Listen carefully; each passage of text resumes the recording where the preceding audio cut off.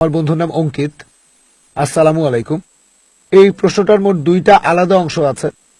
আমার বন্ধু ইসলাম গ্রহণ করতে গিয়েও পিছিয়ে এসেছিল।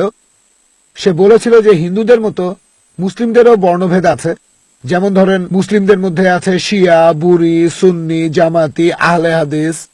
আর তার দ্বিতীয় প্রশ্নটা হলো যে সে কি কোনো কবরস্থান বা মাজারে গিয়ে সেই মৃত লোকের কাছে কিছু চাইতে পারে, কারণ সে হলো আল্লাহ আর তার মাঝে মধ্যস্থতাকারী। ভাই প্রশ্ন করলেন যে আপনার এক বন্ধু একবার ইসলাম গ্রহণ করতে গিয়েও পরে পিছিয়ে এসেছে। তিনি ভেবেছেন যে ইসলামেও হিন্দুইজমের মতো বর্ণভেদ আছে, ইসলামে বিভিন্ন রকম দল আছে, শিয়া, সুন্নি, জামাতে ইসলামী, আহলে হাদিস। ভাই কোরআন পড়ে দেখবেন, কোরআনে কোন রকম শিয়া সুন্নি নেই। এখানে শিয়া সুন্নি নেই, জামাতে ইসলামী নেই, কোরআনে আহলে হাদিসও কোথাও নেই।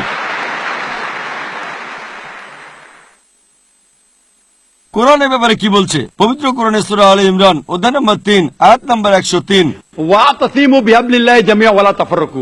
তোমরা আল্লাহর রজ্জু শক্ত করে ধরো, পরস্পর বিচ্ছিন্ন হও না। আল্লাহর রজ্জু হচ্ছে পবিত্র কোরআন।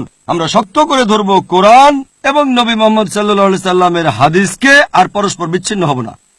আর কোরআনে এই কথা পরিষ্কার বলা হয়েছে সূরা আনাম অধ্যায় নম্বর 6 আয়াত নম্বর 159।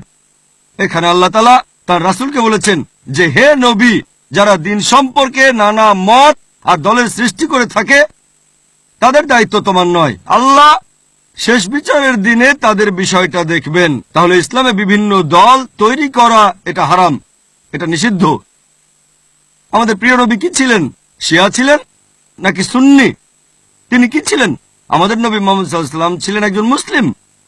আর সেই কারণেই যখন দাওয়ার মাস্টার কির কথা বলেছিলাম সূরা আলে ইমরান অধ্যায় 3 আয়াত 64 বলা হয়েছে তাআলা ইলা কালিমাতিন সাওয়াইন বাইনা বাইনাকুম আল্লা না'বুদা ইল্লাল্লাহ ওয়া লা নুশরিকা বিহি শাইয়্যান ওয়া লা ইয়াত্তাখিযা বা'দুনা বা'দান আরবাবান মিন দুনিল্লাহ ফান্তাওয়াল্লাউ ফাকুলু শাহাদু বিআন্না মুসলিমুন। অর্থাৎ বলো তোমরা সাক্ষী থাকো আমরা মুসলিম, আল্লাহ তাআলার কাছে আত্মসমর্পণ করি।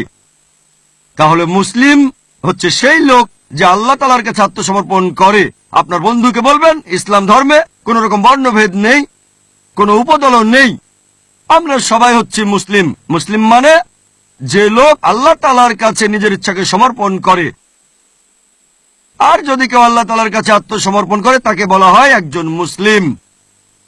আর যদি আল্লাহর কাছে কিছু চান, আল্লাহ কোরআনে বলেছেন সূরা ফাতিহা অধ্যায় নম্বর 1 আয়াত নম্বর 5, ইয়াকা না'বুদু ওয়া ইয়াকা নাস্তাইন। আমরা শুধু তোমার ইবাদত করি, শুধু তোমার কাছে সাহায্য চাই। আল্লাহ বলেছেন সূরা গাফির অধ্যায় নম্বর 40 আয়াত নম্বর 60, তোমরা আমাকে ডাকো আমি তোমাদের ডাকে সাড়া দেব। তাহলে যদি আল্লাহর কাছে কিছু চান সরাসরি তার কাছেই চান, এটাই সবচেয়ে ভালো আর সবচেয়ে লজিক্যাল।